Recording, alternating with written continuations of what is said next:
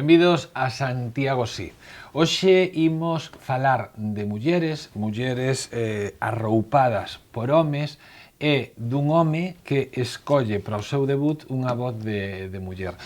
Frampe Lorenzo, benvido. Hola, que tal? Foi o que máis me sorprendeu. Cando comecei a ler o teu libro, Cabalos e Lobos, que é do que imos a falar hoxe, o que máis me sorprendeu, non sei por qué, porque cando fun consciente de que escollías a voz dunha muller para narrar esta historia, sorprendeume despois dixen, por qué?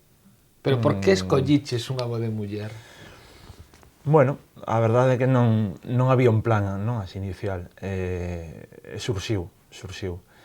De todas formas, bueno, hai unha voz principal que é a de muller, pero tamén hai outra voz así masculina que ten bastante peso, non?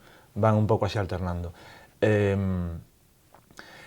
Cando o xurado me chamou para dicirme que me concederan o premio Blanco Amor, o que me comentaron foi que lle sorprendera moito que o narrador fose un home, non? É dicir, de alguma maneira está ben lograda esa voz, porque o propio xurado pensou que quen escribía a novela era unha muller, non? A min, unha das cousas que non vou mentir, que me están a gustar da novela, porque podedes ver que non rematei a novela, esta marcadiña, unha das cousas que me están a gustar é que me esquezo de ti. E iso para min é moi bo como lector ou como espectador cando coñezo a persoa que está ao outro lado. Isto foi unhas cousas, por exemplo, que lle dixen a Zarauza cos fenómenos, non? Cando ven os fenómenos, ao cabo de 10 minutos ou 15, esquecérame que era Alfonso Zarauza, esquecérame que era Miguel de Lira, eu estaba vendo unha historia, non? Pois aquí tamén eu esquecime que eras ti. Home, eso é moi bo. Eu estaba odiando a Gloria, estou odiando a Gloria, estou seguindo a Paula, tenme fascinado, sinto unha especie de fascinación por Álvaro, non? Parece un personaxe que debe ter moitos recovecos que aínda non estamos a ver. Claro, que a novela vaise desenvolvendo pois, a medida que camiña con varios xiros, non? O de que non me besas a min é bo, porque moita xente mo ten dito, non? Moita xente me ten dito que non... O que pasa que, bueno, aí tes que xogar, non? A ser un pouco todos. Non és ninguén, pero si és un pouco todos, non? E o personaxe de Paula, eu creo que co que o lector máis se identifica, porque é a que vai tirando do fío da historia familiar. Bueno, perdona. Para saber un pouco que pasa aí, non? O lector non sabe nada do que pasa, Paula tampouco non sabe nada do que pasa, e a medida que ela vai sabendo, pois o lector tamén, non? Entón, por eso hai unha identificación entre o lector e ela, non? E ti utilizas un recurso que non vou desvelar, ainda que se desvela nas primeiras páxinas, non sei se consciente ou inconsciente, ti fas un recurso que dende o primeiro momento ti necesitas arroupar a Paula, ti como lector, por algo que lle pasa nas primeiras páxinas, entón xa creas un vínculo. Sí, o que ocurre é que ela vese confrontada coa vida, digamos, con un episodio médico, ela non sabe o que vai pasar con ela, entón, digamos que ese é a coartada que eu teño para facer que ela se interpele, non? Que ela pense quen é a súa familia e teña a necesidade de facer un relato que lle legar ao seu fillo, non? Entón, claro, é normal que a lectora ou o lector, cando lee iso, pois se identifique, non, de alguma maneira con Paula. Supoño que o que che vou dicir non vai ter nada de originalidade, o sea, originalidade cero, pero outro dos protagonistas desta novela é Vigo. Vigo é o absoluto protagonista de Vigo. Eu, cando escribín esta novela, o que me planteei, máis que Vigo, que sí o é, non? Que a cidade o fose, non? A cidade da historia, nun principio. A cidade nun aspecto amplo, non? Para min é moi importante a cidade como escenario, non? Na que habitamos, na que nos desenvolvemos, non? Entón eu tampouco, obviamente é Vigo, porque eu son de Vigo, porque eu coñezo a xeografía de Vigo e porque aquí hai un traballo sobre iso, non? Sobre... Intentaba dar unha visión de Vigo non tópica, non? Tamén. O que ocurre é que a mí o que me interesaba era o espazo urbano, non? O espazo urbano no seu sentido máis amplo. Entón eu collín Vigo como exemplo diso, non? Gustaríame que esta novela puidese ler calquera, non sendo de Vigo. Hai xente que me di, bueno, eu tiña medo de que por ser tan viguesa, en realidade tamén ten un mapa para guiar o lector nas Sí, pero non páxinas primeiras. Aquí o tedes. Eso é. Non sei se o Ten vedes. un mapa, bueno, un pouco para guiar o lector para o que non é de Vigo, pero tamén para o que é de Vigo, non? Sí. Hai moita xente que ainda vivindo na cidade, pois non, e nos pasa a todos, non?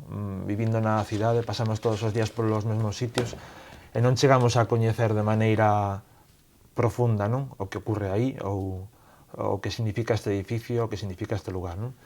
Entón, a miña idea era iso, falar un pouco do espazo urbano e como o espazo urbano interactúa coas persoas, non? O que pasa é que ti tratas Vigo ás veces como se traballaras nunha, supoño, o que tiveches que tratar como se traballaras nunha novela histórica, porque moito do Vigo do que ti falas, ti non naceras. No. Aí hai unha documentación de claro, onde saía... Para eso houve unha inversión de 4 anos, digamos, para estar aí, para poder estar aí ainda sin estar, non? Hai un momento, penso que sí, acordome perfectamente, hai un momento cando estás a falar de Gloria, que penso que é Gloria Ramón, o mellor é Úrsula, isto dubido agora, que ti debuxas perfectamente, que están a tomar un café, ela leva un vestido de flores, estás falando como dunha fotografía, daba má sensación como se atoparas unha fotografía bella na casa e describira. O que ocorre que en realidade os lugares nos que se desenvolve o libro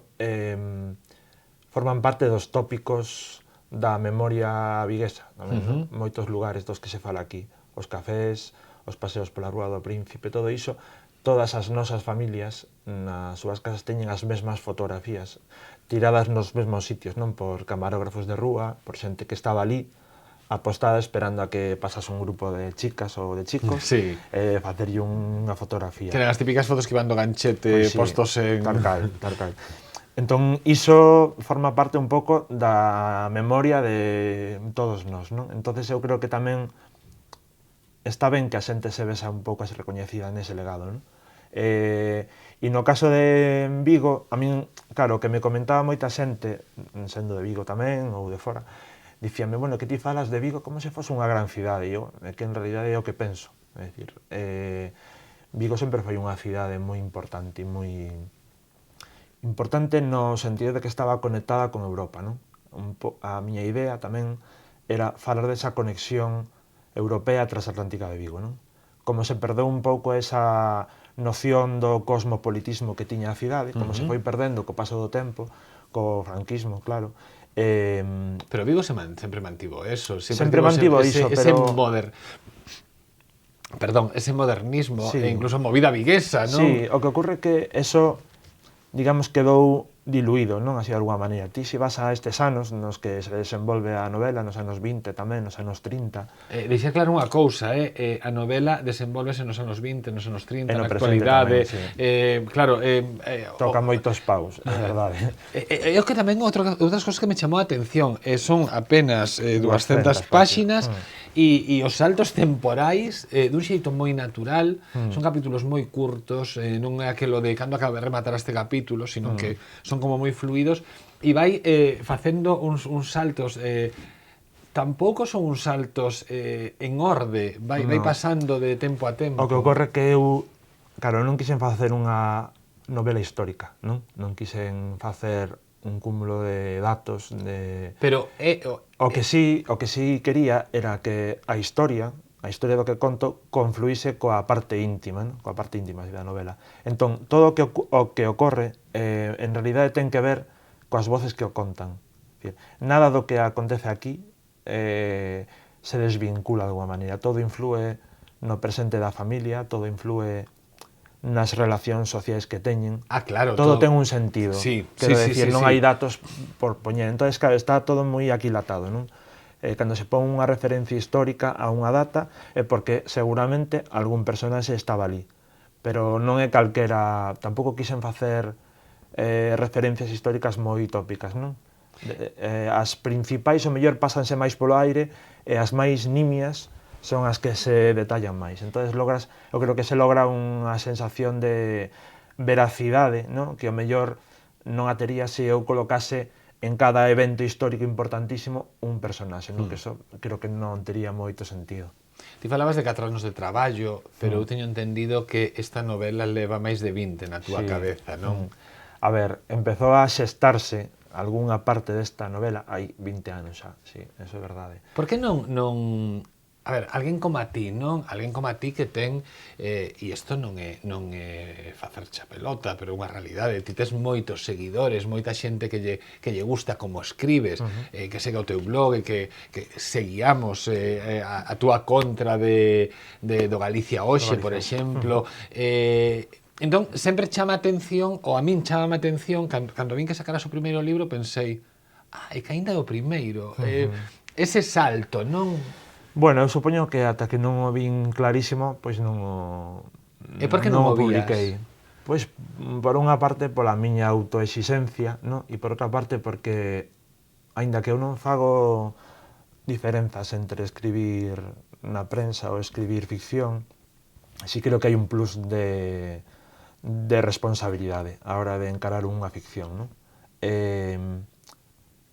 Aínda que teñas a base da historia do que ti queres contar, é moito máis complexo armar unha trama, non? Armar unha trama. Eu quería facer algo que representase o que eu quería, non quería algo fallido, de alguma maneira, nunca o sabes. É a primeira vez que o fas, podes fallar, podes non fallar, pero eu quería facer algo que me satisfacese plenamente, non? Entón, cando algo queres facelo moi ben, ou polo menos é o meu caso, lévame moito tempo. Leva moito tempo, porque se falamos de 200 páxinas a 4 anos... Sí, bueno, a ver, tampouco estuve os 4 anos pechado escribindo, non? E quedarían parte, supoño, De feito, hai unha labor de cortar tamén, non todo podía entrar, non? Eu quería meter moitas cousas, pero non tiñan sentido, mellor, no que a trama. Pero é certo que máis intensamente foi no último ano e medio. 4 anos de proceso de escrita, con paradas polo medio, moito máis intensamente no último ano e medio, e canto máis me achegaba ao final, pois moito máis traballo, máis horas diarias, non? E pregúntame eu, aínda que despois non se soubera, non? Porque se Fran P. Lorenzo a día de hoxe saca unha novela, saca ao mercado, supoño que malo sería que algunha editorial non publicara o teu... Digo, malo sería porque nunca se sabe. Podería ser porque nunca se sabe, porque estas cousas nunca podemos dar por suposto nada, pero bueno, malo sería. E supoño que tamén que as tiradas que hai hoxe, o mellor a primeira edición vendíase ben, non? Por que pasar polo risco dun premio? Pois tamén era unha maneira de probarme a mí mesmo. Porque aí tampouco quería... Aí non existe Fran P. Lorenzo. Se é un premio como Dios manda... Aí é unha plica. Claro. Aí é unha plica. E de feito pensaban que non era eu, claro. Non o sabían, pero que non... Nin pensaban que era un home, pensaban que era unha muller. Non, aí o que hai é... Pois unha maneira de probarse tamén, non? De decir, bueno, pois ao mellor isto podería, nunca o sabes. En realidade editar agora un libro está bastante difícil, non? Entón, ao mellor dices, bueno, pois ao mellor podería movelo, podería mandalo a unha editorial, podería intentalo. Pero quería facelo de forma externa, non? Digamos, se un xurado valora tamén, para min é mellor que unha soa persoa que o lea, un editor, que o lea e que o valore, non? Entón, cando o xurado o leu e o valorou unanimemente e ben, pois tamén sinteste máis confortado, non? Sabes que, bueno, que é un traballo que está ben.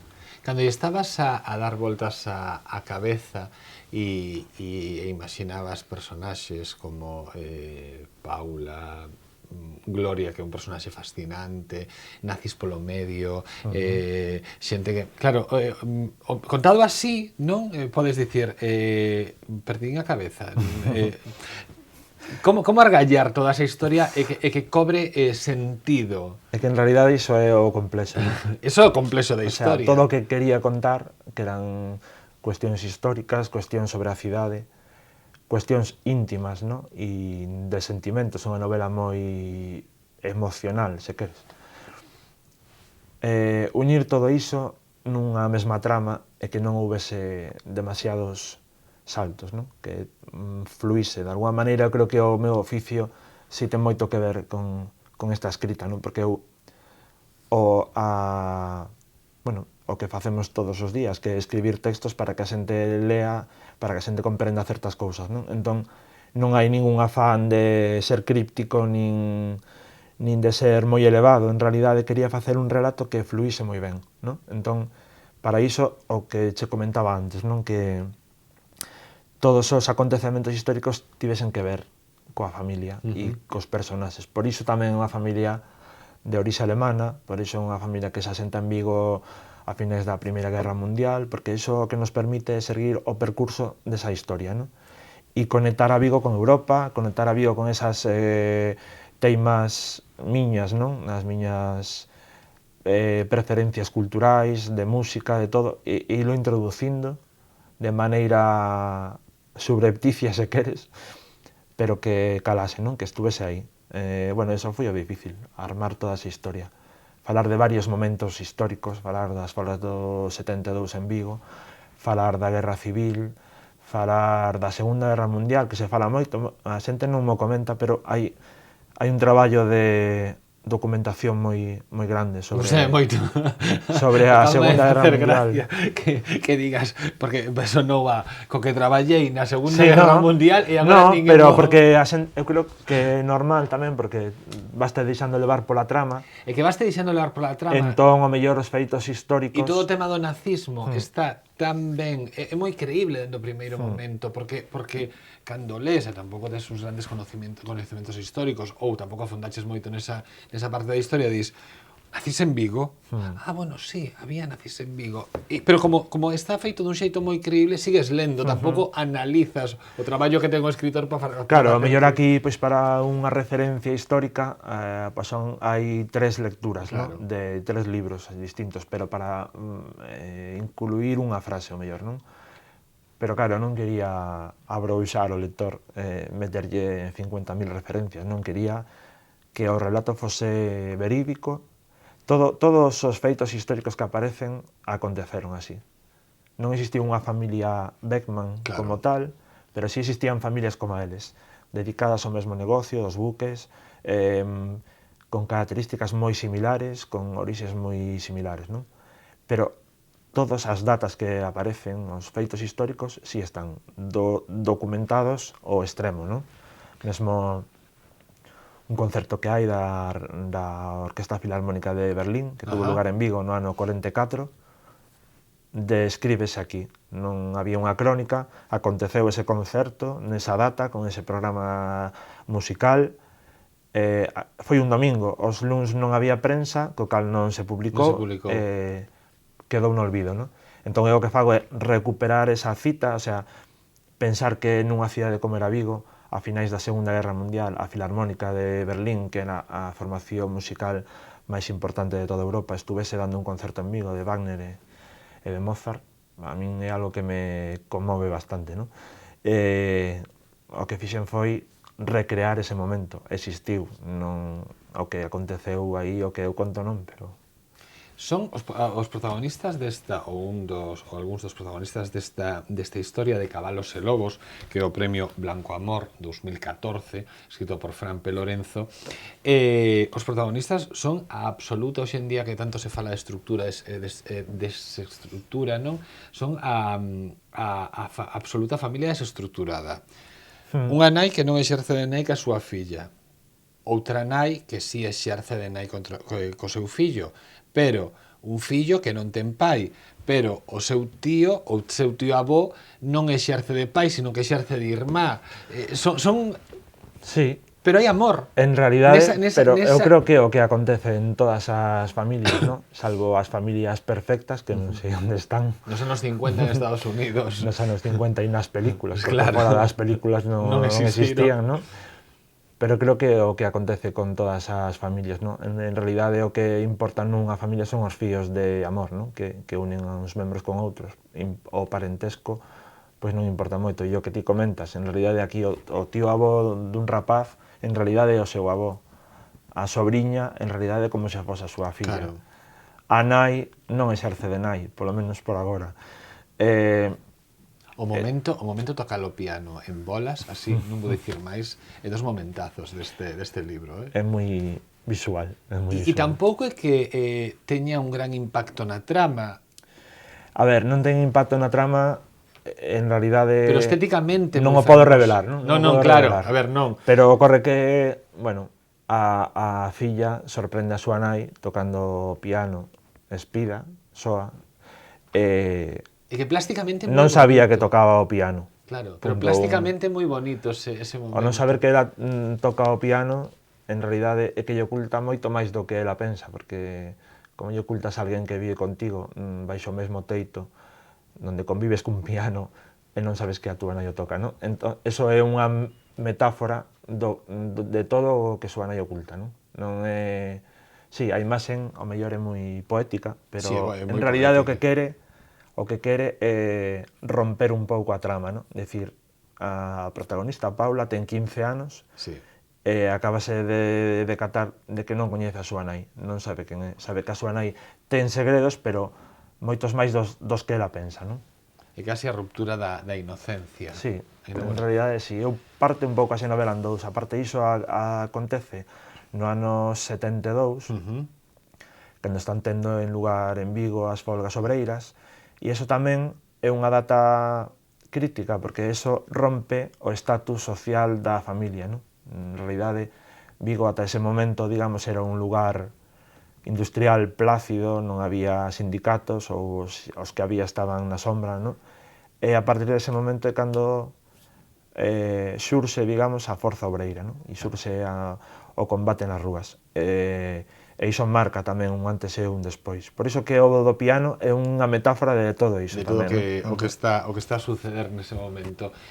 Cabalos e Lobos, de Fran P. Lorenzo, editado por Xerais, Premio Blanco Amor 2014. Facemos un pequeno parón nesta conversa e continuamos a falar con el. Libraría Couceiro, no corazón de Compostela. 5 plantas cunha ampla oferta para todo tipo de públicos. Literatura infantil e galega, guías de turismo, novidades en español... Dispoñemos dunha sección con numerosos exemplares en oferta. Na Praza de Cervantes, Libraría Couceiro. Hoxe díchelo todo que banda deseñada, Sí, dixen hoxe, vou polo que lle gusta a Carlos, vou a elexir así. Ainda que en realidad ti gustache todo, normalmente. A min sí, sempre che acaba. pero tamén gústame que fagas unha selección de dúas cousas moi novidosas, moi diferentes, absolutamente diferentes, propostas, a verdade que sí. dentro do concepto da publicación, ata os impulsores, absolutamente diferentes, ata o que conta, para ver a variedade que hai hoxe en día en banda deseñada, que é tremenda. Son totalmente opostas. Pero a pesar diso vamos a comezar por outra cousa que non é banda deseñada. Non, por outra cousa que tamén é moi necesaria. Pero que non ten nada que ver. Non, palabras e orixes das palabras. Efectivamente, Dicionario Etimolóxico da Lingua Galega de Vigio Rivas Quintas. Aquí abaixo pon Léxico Rural do Noroeste Hispano 25. Sí.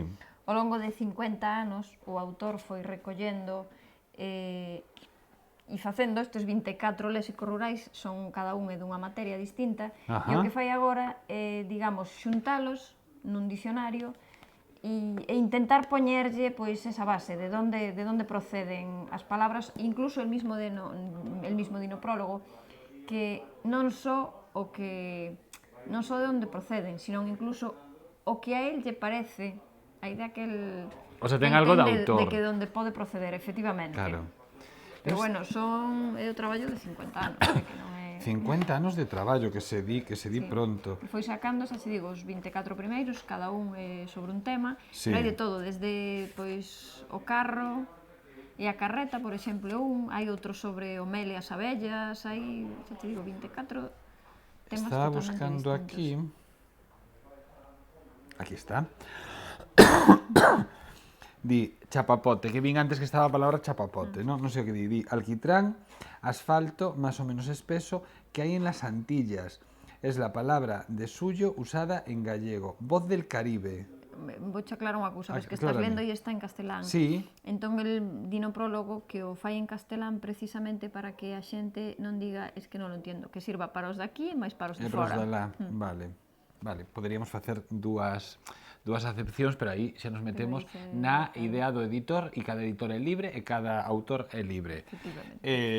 Aquí temos Diccionario etimolóxico da lingua galega, de Eligio Rivas Quintas, Léxico rural do noroeste hispano, como dicía María, son 50 anos de traballo recollidos neste señor libraco, que xa vedes que a letra é de dicionario, absolutamente de dicionario. Atila. Atila, pero, bueno, Atila, si un Atila coñecido. É unha continuación. Unha continuación. Imos por partes, empezar polo principio. Ignacio e Iván Suárez teñen un proxecto a longo plazo, digamos, que poñer en banda deseñada a vida de Castelao. E nós penso que a día de hoxe fomos presentando todos os libros desta colección. Este é o cuarto. Sí. Primeiro saliron, teño que lembrar, porque nunca sei o orden, o Pobretolo, Titoán e Mais Alá foron os tres primeiros, e este é o cuarto. E Atila fai referencia á obra de Castelao, ao álbum de Atila en Galicia. Entón, en concreto, este volume transcorre a principios do 1938. Castelao está en Barcelona mentras é bombardeada polas tropas fascistas italianas, e el concede unha entrevista a un magazín que se titula Mi Revista. Gústame moito o título da... Mi Revista. Tive que pensar, porque casi iba a dicir a unha revista que se chama, e non queda un pouco... Sí, Mi Revista, que dixen... A xente rompa a cabeza para poñerlle nomes ás cabeceiras, non? De medios de comunicación. Como se chama isto? Mi Revista. Existiu, Bueno, pois concede unha entrevista a unha xornalista e dramaturga que se chama Magda Donato, e nela fala, tíate conta que a estas alturas, a comezos do 38, o pensamento de Castelao xa cambiara un pouco por culpa precisamente da Guerra Civil, non? E xa tiña publicados 2 deses 3 álbumes sobre a guerra, que son Atila en Galicia, Galicia Mártir e... Nin idea, que si. Hai un terceiro, a ver. Hasta agora tiña publicados Galicia Mártir e Atila en Galicia. Vale. Nesta obra falan desos 2, que son os que aínda estaban publicados. E recolle tamén ese xeito de mudar a conciencia de Castelao a raíz da Guerra Civil e do que tiña xa traballado. Este é un novo volume, non é o que pecha ningunha colección, é Castelao colección, chámase Castelao, Atila de Ignacio e Iván Suárez. Non é o que pecha porque isto transcorre no ano 38, Castelao morreu no ano 50, así que... ainda nos debe quedar algún. E eu sei que a ti non che vai importar que fale de outra libraría. Dime. Non. Normalmente non sei, o que pasa que agora me acabas de pillar, non sei. Non, e dicir tamén que este é un proxecto de xente que ten un amor cara a banda deseñada, como a libraría Cómic, que leva toda a vida en Compostela, e son parte dos editores deste traballo. E que ás veces é moi difícil, porque tedes amor aos libros, e ti o sabes, porque tedes algunha conexión co mundo editorial, é moi difícil poder ter a parte artística. Claro, entón era para salir. Sobre todo moitas veces facer o que queres e o que che gusta, hai veces que non é posible facelo co que realmente necesitas, digamos. Si queres deixamos todo e falamos diso, que penso que podemos facer. Eso dábanos para outro... Pero bueno, gustábame salientar que Cómic, que leva toda a vida, cando non estaba de moda a banda deseñada, cando non estaba de moda, tiñamos a sorte por ese tipo de xénero, e hoxe en día seguen, e tamén forman parte, son parte dos editores, xunto con Demo Editorial, desta colección, que penso que é unha colección que se tiña que poñer moito máis en valor incluso do que está, porque é coller unha figura tan coñecida e facer un percorrido pola súa obra a través de varios volumes. Pola súa obra e pola súa vida. Pola súa vida. Fora premiada. O segundo volume levou un premio, sí. Sí, o premio Castelao de banda deseñada 2011. Pois nada, Castelao, a vida de Castelao, Atilas, que é o terceiro. Atila é que, xa te digo, Atila saca o título da obra de Castelao desos 3 álbumes relacionados ca Guerra Civil, que era Atila en Galicia, Galicia Mártir e Milicianos. Claro que nos faltaba. Sí, que non dixen antes, levaba 2 publicados. Neste libro fai referencia a eses 2. Ignacio e Iván Suárez. E este tamén é un proxecto ben curioso. E outro de banda deseñada, sabes que é máis... Sí. Titúlase Abastos, é de varios autores. A ver, temos que aclarar. O guión vou a lelo exactamente para Sí. non confundirme. O guión é de Francisco José Abelleira Santos. Está dividido en 4 partes, as 4 estacións do ano, e cada unha desas partes Está debuxada. sí, pon o principio de cada unha delas, xa pon quen é o que...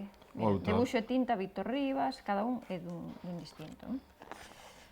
Debuxo Pedro Colombo... E notase a que cada diferencia un- de autor, Home, a ver, eu entendo que... Ah, sí, un poquinho sí que se claro, nota. sobre todo nas cores.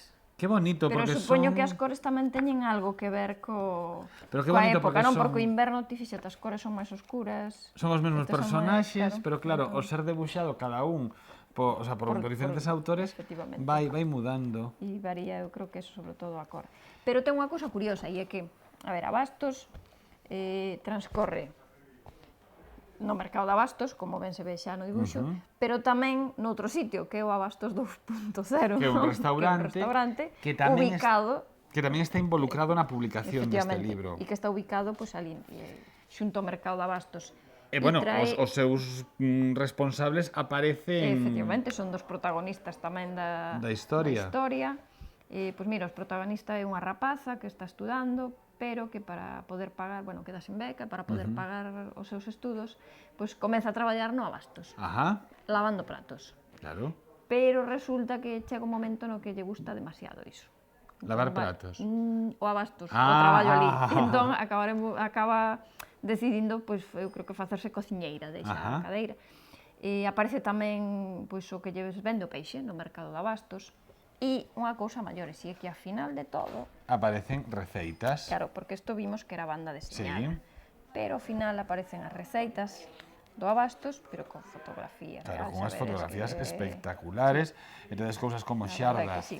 o sal, salpicón de rape, pulpo máis mango, máis guacamole, ai, que rico.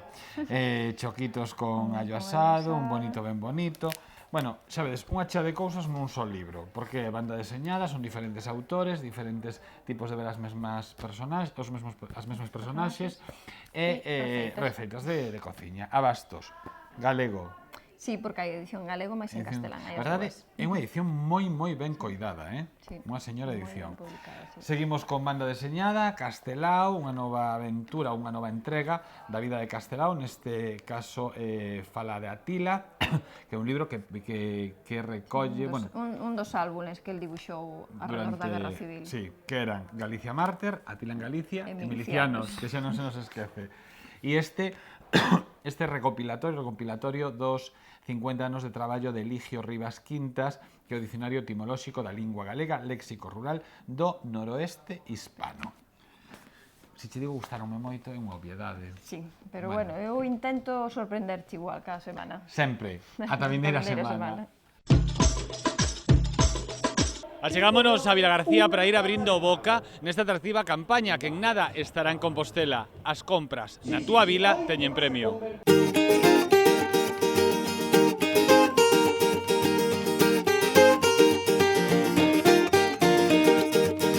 Que esta campaña tamén que empeza aquí en Vilagarcía, pois vaise trasladar agora a outros concellos e vanse facer escalonadamente.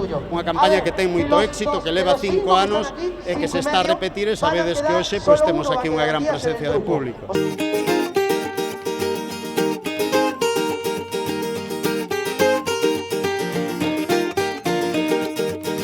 Bueno, penso que o comercio tradicional galego ten que buscar fórmulas de dinamización que lle permita competir con outros formatos comerciales.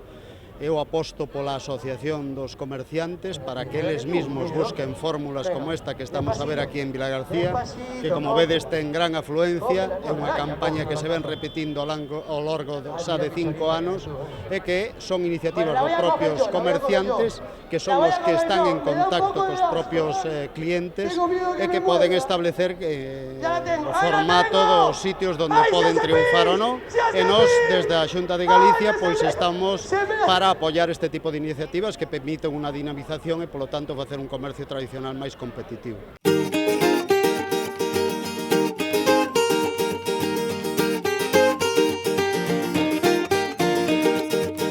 O comercio é un sector moi dinámico, está en constante evolución. zonas como Vigo, A Coruña, etc. son polos de atracción de centros e teñen unha gran capacidade de adaptación ás condicións do mercado. Nese sentido, nós estamos apoiando e creemos no comercio tradicional. Creemos que os camiños son a especialización, a diferenciación, o trato afable e o trato cercano dos ciudadanos que son os, digamos, os fortes que fan do comercio tradicional, pois un comercio competitivo que pode competir sin ningún tipo de complexo con calquera fórmula comercial. Así se está demostrando en aquelas ciudades donde realmente se produxo esa adaptación.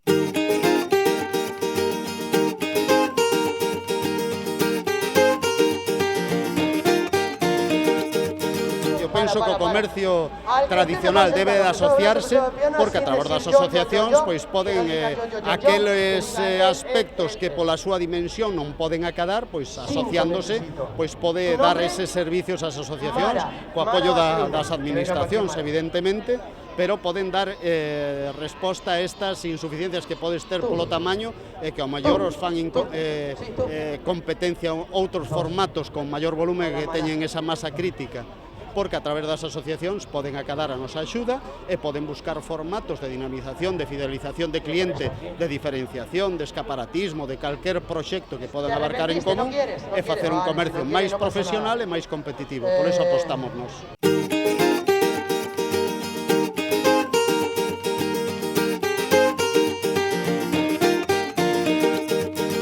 A banca é a principal entidade financiera galega.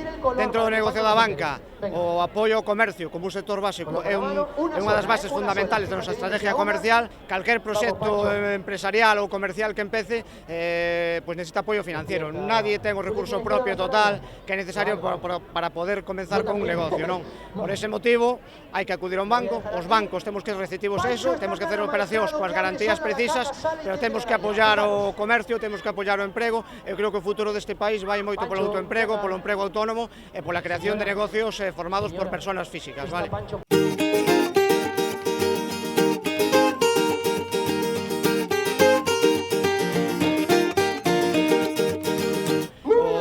O grifo que abre o banco é moi necesario. O banco, se non dá préstamos, non alimenta a súa conta de resultados, polo tanto, temos que abrir o grifo, temos que dar préstamos, eso favorece a nosa conta de ingresos, pero por outro lado genera un movimento económico moi importante que nos volve a nós, vamos, que nos volve como ganancia para nós, desde logo. Antes a xente opositaba, buscaba traballos dependientes, entrar nun ayuntamiento, entrar nun ministerio. Hoxe en día a xente, pois por desgracia, eso acabouse, polo que a inversión estatal é moito máis reducida. A xente busca esa vida, pensa no autoempleo e surgen negocios radicalmente distintos. Nesta mesma calle, aí hai unha Italo Pizza, unha pizza galega. Hai ahora mesmo unha cafetería aí, que é unha cafetería que a xente non se senta a tomar café, collo café e vaise. Negocios de todo tipo, negocios variados, negocios que antes nin imaginábamos e que incluso que eu son un pouco máis vello, teño xa 45 anos, negocios que pa xente a nosa generación non pasaban pola cabeza, é unha volta total.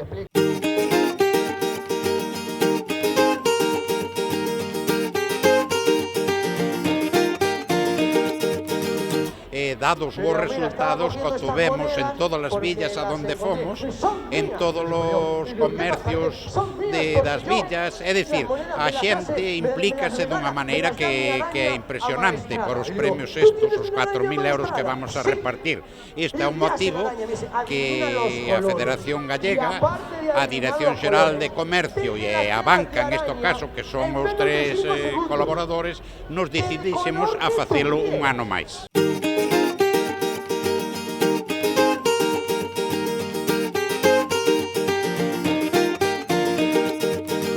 Hai un comercio de todo tipo, hai variedade, hai uns profesionales ao frente, porque é certo que desde a Federación levamos xa un montón de anos formando o mismo os propietarios cos traballadores.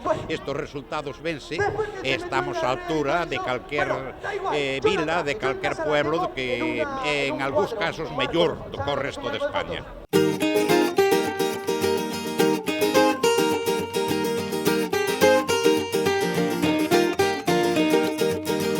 Hemos gastado moito diñeiro nestes últimos anos en formación, formar os propietarios e formar aos traballadores. Hoy por hoy, aparte hai outra cuestión que se observamos nos comercios hai xente xa madura, non empezan os novos, pero que duran moitos anos, é un empleo estable, non é como en outros formatos que, bueno, cada 3 ou 4 meses se renueva.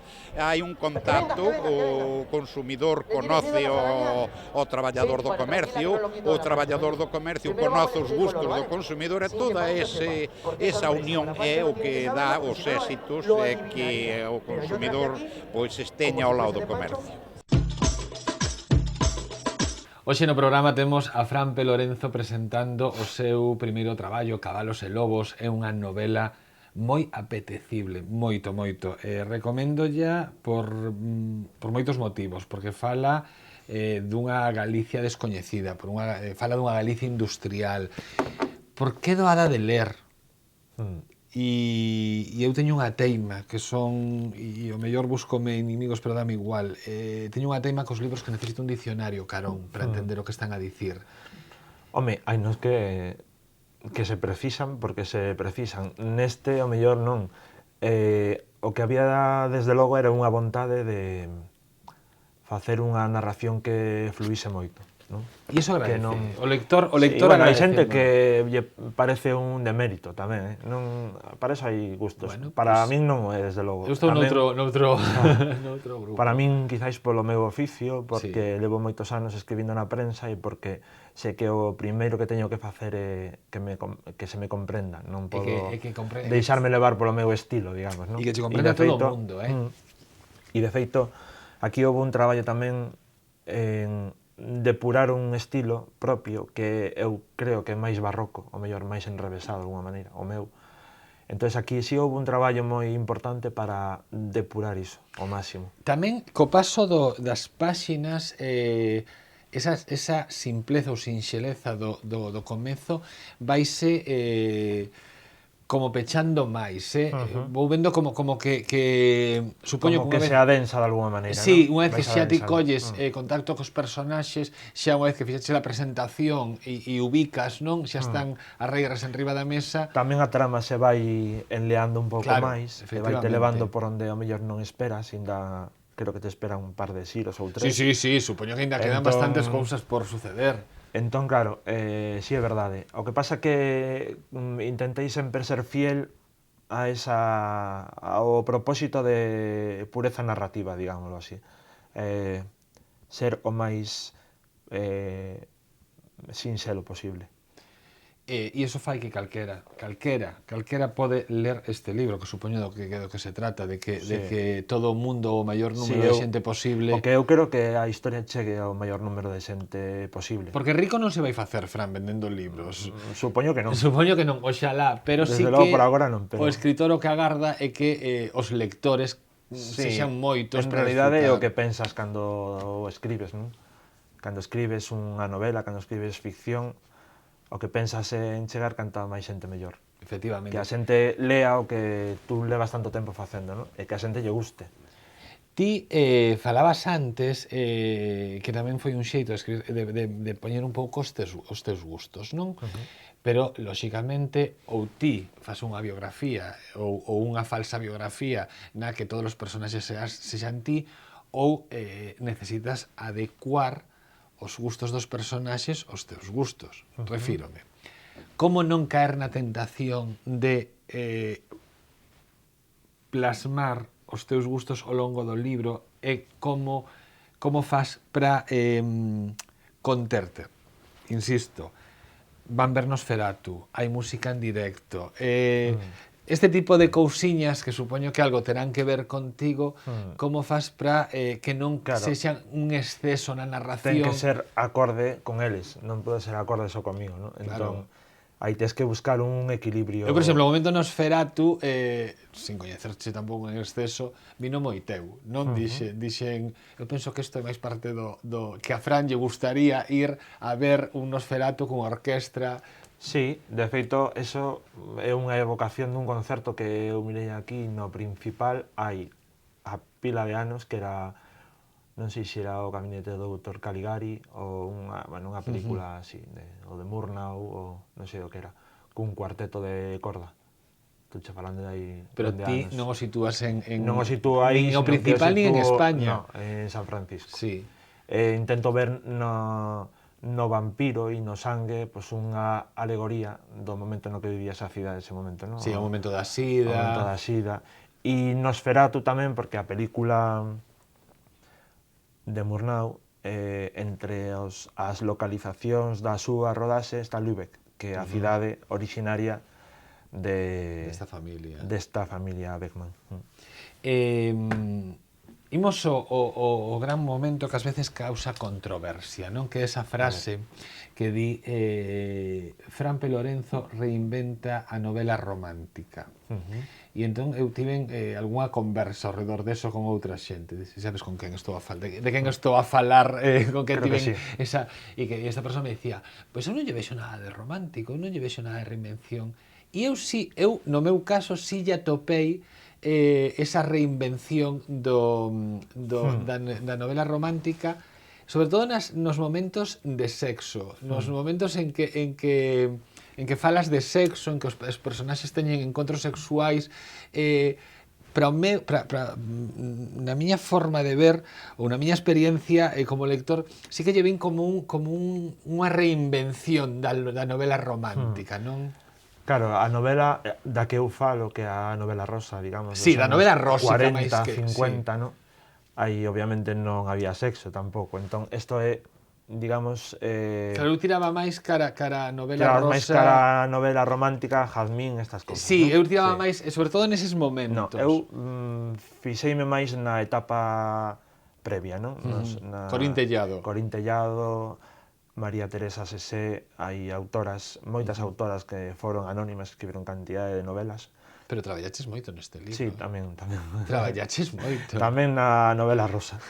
De feito, hai unha homenaxe oculta a unha escritora, Marisa Villar de Francos, que era de Vedra, era unha muller de Vedra, e esta muller escribiu centos de novelas. Novelas chamadas románticas ou rosa, pero de corte histórico, o que agora sería María Dueñas, ou unha autora así similar. E é unha muller que ten unha historia impresionante, porque escribiu cantidad de libros, era moi boa, ademais. E eran de quiosco.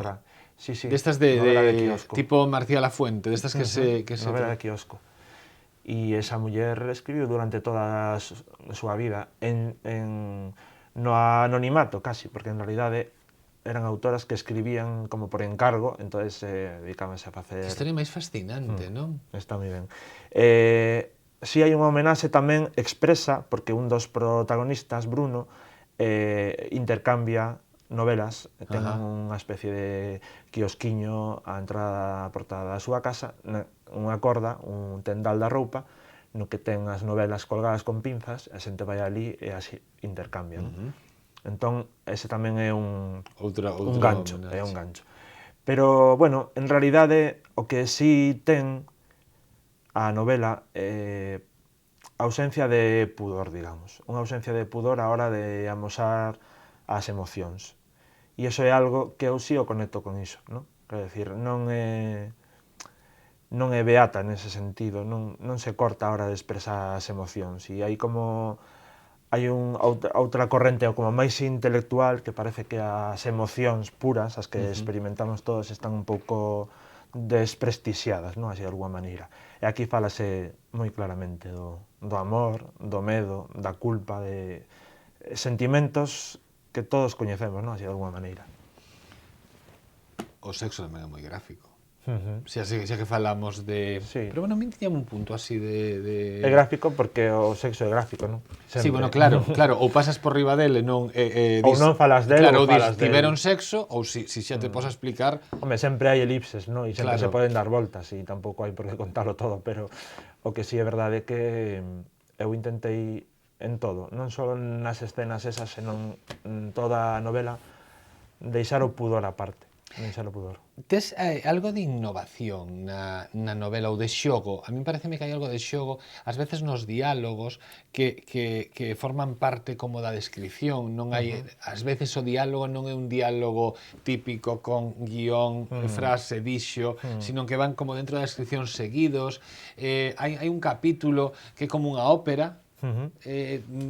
Supoño que tamén necesitabas esos puntos de divertimento, non? Sí. E de experimentación. De feito, o capítulo ese que é unha ópera, que é como unha recapitulación de todo o que se ven contando, e era como parar un pouco no camiño, tomar aire, porque é unha trama moi intensa, hai moito sufrimento tamén, e moitos segredos, non? De alguma maneira era como recapitular todo o que viña contando, para min mesmo, para os lectores tamén, dar paso a outra parte, non? Entón, en concreto, que a descripción dunha ópera, non?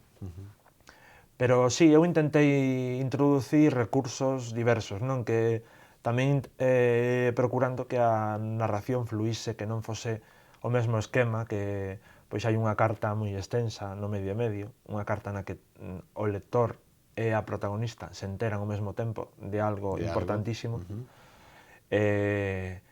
Hai confesións, digamos, hai retallos de estruturas narrativas, non? Que eu fun pegando unhas con outras para facer un relato, volvo ao mesmo de sempre, que fluíse moi ben.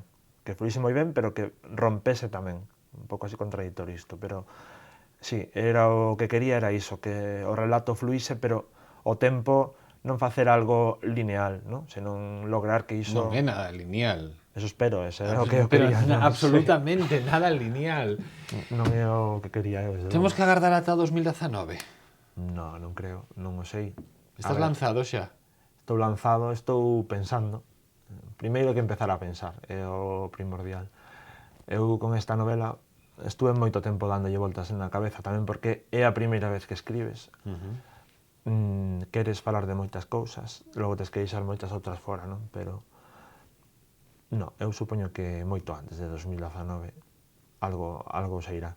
E vai ter máis medos ao seu redor a segunda que a primeira, despois da boa acollida da... Seguramente sí, non? Aí se falan dese pánico, non? Pois deixa de lado, a recepción, pero non, eu vou a escribir como fixen esta, pensando en quen me ia a ler, pero non pensando no público, pensando nun lector ou nunha lectora. Nunca pensei en masas de xente, non? Pensei nun lector ou nunha lectora concretos. Pois é moi de masas de xente, Pois a ver se dá. Poder lelo todo o mundo. Frampe Lorenzo, moitísimas grazas.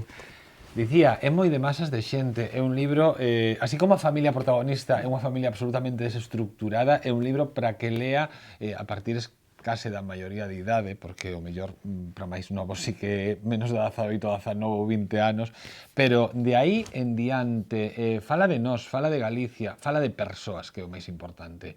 Frampe Lorenzo, Cabalos e Lobos, editado por Xerais, Premio Blanco Amor 2014. Teñen que telo na súa biblioteca. Marchamos, estamos en Santiago, sí, e en Correo Televisión. Sexan moi felices.